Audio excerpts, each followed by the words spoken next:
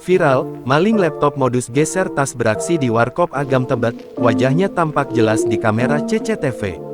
Komplotan maling laptop spesialis geser tas diketahui beraksi di Warkop Agam di kawasan Tebet, Jakarta Selatan. Aksi pelaku maling tersebut pun viral di media sosial usai diunggah oleh akun Instagram @jakartaselatan24jam.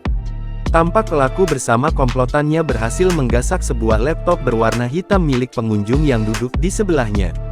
Wajah pelaku yang diduga mengeksekusi pencurian laptop ini tertangkap dengan jelas oleh kamera CCTV yang terpasang di area Warkop Agam.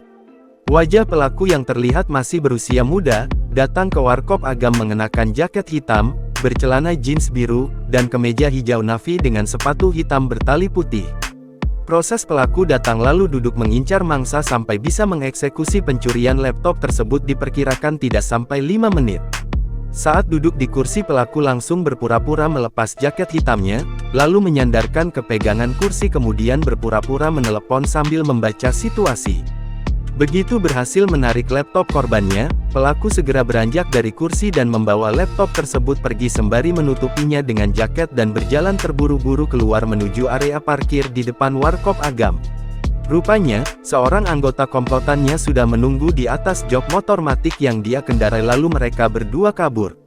Sontak saja, unggahan tersebut pun kini mengundang berbagai komentar warganet. Download Tribun X sekarang, menghadirkan lokal menjadi Indonesia.